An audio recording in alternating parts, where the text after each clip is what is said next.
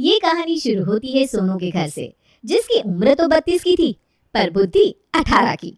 ऐसा मैं नहीं कहती, ऐसा उसके घर वाले कहते थे और आसपास वाले भी, क्योंकि इस उम्र तक भी उसकी शादी नहीं हुई थी।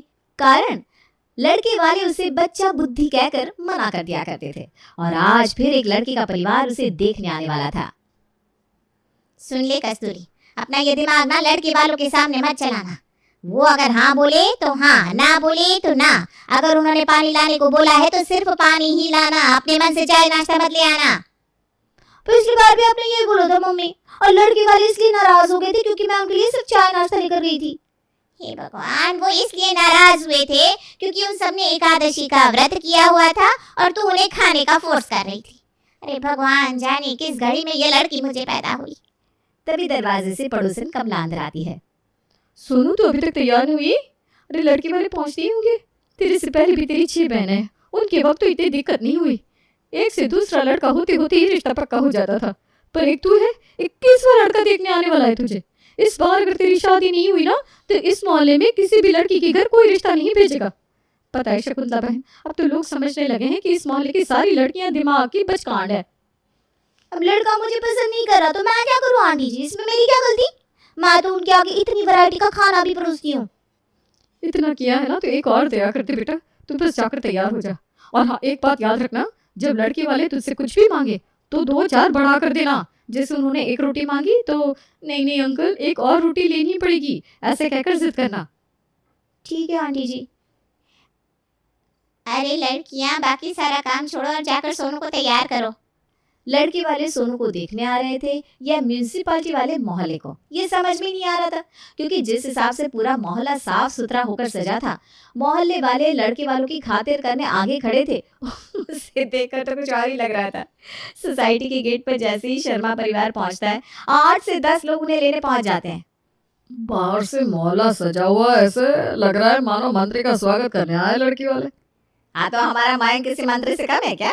1 नंबर का डॉक्टर है मेरा बेटा। मोहल्ले वालों में काफी एकता लगती है ना मम्मी, वरना हमारे यहाँ तो आजकल लोग ये भी नहीं जानते कि उनके पड़ोस में कौन रहता है, और यहाँ तो पूरा मोहल्ला हमारी खातिर में जुटा हुआ है। महेश जी का नाम अच्छा होगा लोगों में।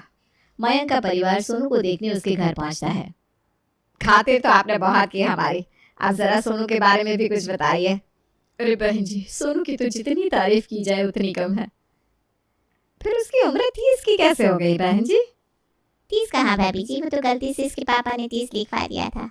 आधार कार्ड में 28 की है मेरी सोनू, और वो क्या है ना, उसे पढ़ने का बहुत शौक है, तो पढ़ते पढ़ते कब उम्र बीत गई पता ही नहीं चला। क्या मम्मी तुम ये सब पूछ रही हो? उम्र से क्या ही होता है आंटी जी। वैसे काफी देर से सब सोनू की तारीफ कर रहा है, अब सोनू को बुला भी लीजिए। सोनू बाहर आती है, सभी सोनू से बात करते हैं। तो खाना वाना बना लेती हो बेटा? जी, खाना बनाना तो मेरा फेवरेट काम है। इतनी दुनिया तो मैंने भी देखी है बेटा, कि घर वाले खुद ही खाना बना कर रखते हैं, फिर कह देते हैं हमारी बेटी ने बनाया है। तो आप लोगों ने जो भी तैयारी की है उसमें से हमें कुछ भी नहीं चखना, हम तो वही खाएंगे जो अभी हमारी सोनू बेटी हमें बना कर खिलाएगी। अब क्या होगा कमला, ये लड़की तो हमेशा उल्टा ही काम करती है, कुछ 19-20 हो गया तो। अब सब भगवान पर छोड़ दो, हम कर भी क्या सकते हैं। मेरी सोनू आलू की सब्जी बहुत अच्छी बनाती है, जा बेटा आलू की सब्जी बना दे। सोनू रसोई में जाती है और आलू उबालने चढ़ाती है।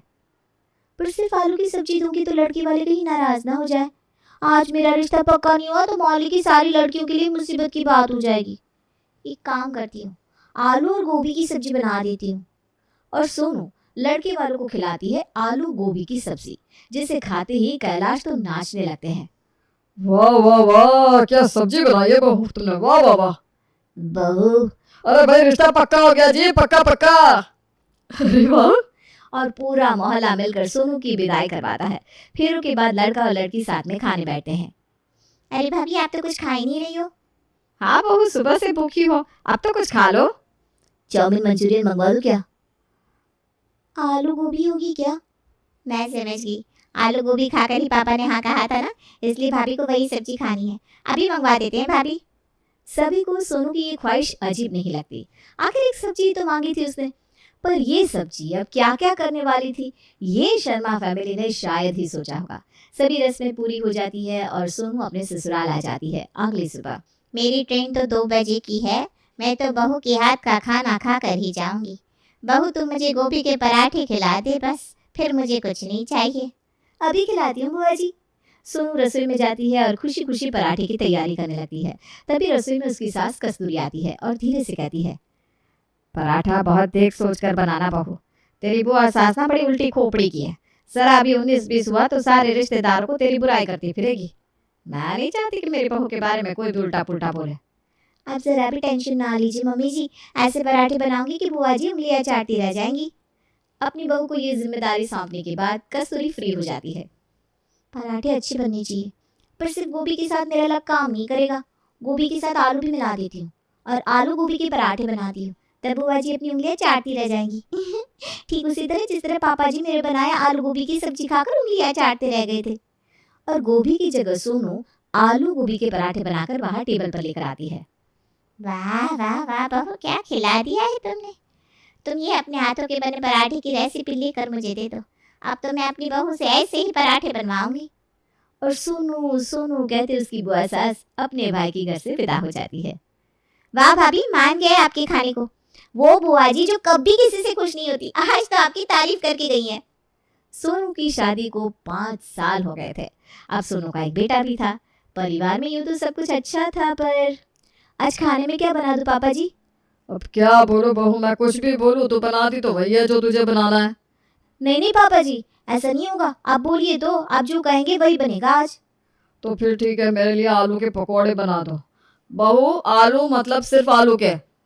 आप तो ऐसे आलू मतलब आलू कह रहे हैं जैसे आलू की जगह मैं प्याज के पकौड़े बना दूंगी। पापा जी आप भी ना। और अपनी चोटी घुमाती हुई सोनू रसोई में चली जाती है।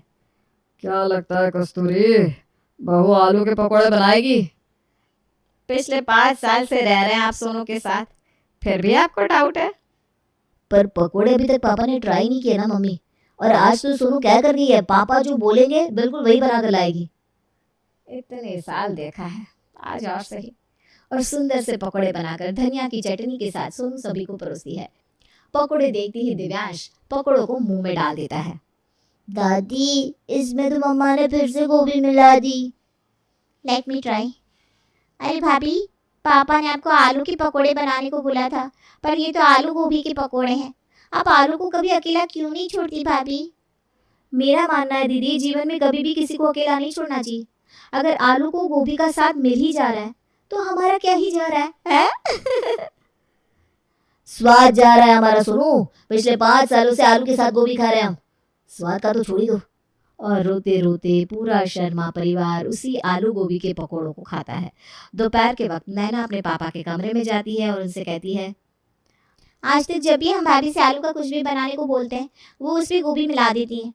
आज हम गोभी का कुछ बनाने को बोलकर देखे तो। अरे वाह बेटा, बिल्कुल सही कहा तूने, ये तो मैंने सोचा ही नहीं था। अगर बहू सिर्फ गोभी का ही कुछ अलग बना लेगी तो शायद मुंह में कोई स्वाद आए। जा अपनी भाभी को गोभी के कोफ्ते बनाने को बोल दे।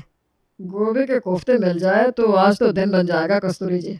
बहू ने अगर आज गोभी के कोफ्ते बना दिए तो जो डायमंड के सेट आप मुझसे पिछले 2 सालों से मांग रही है ना, वो मैं आज आपको ला कर दे दूंगा। और भगवान का नाम लेते सभी सोनू को गोभी के कोफ्ते बनाने के लिए बोलते हैं। सोनू अंदर किचन में खाने की तैयारी कर रही थी और बाहर सभी भगवान को प्रार्थना कर रहे थे। अगर मम्मी ने कोफ्ते में आलू डाल दिया तो दादी? फिर क्या बेटा, हमेशा की तरह ये संडे भी बेकार हो जाएगा। और तभी हाथ में खाने की प्लेट लिए सोनू बाहर आती है। मेरे रहते आप लोगों का संडे कैसे खराब हो सकता है मम्मी जी? ये रहे आप सभी के आलू गोभी के कोफ्ते। फिर टाइम हो गया मेरा डायमंड सेट। हो गया संडे खराब। तभी दरवाजे पर सुषमा शादी का कार्ड लेकर आती है। आज रात को 7 बजे मेरे बेटे की शादी है, आप सभी को आना है। आज रात को शादी है?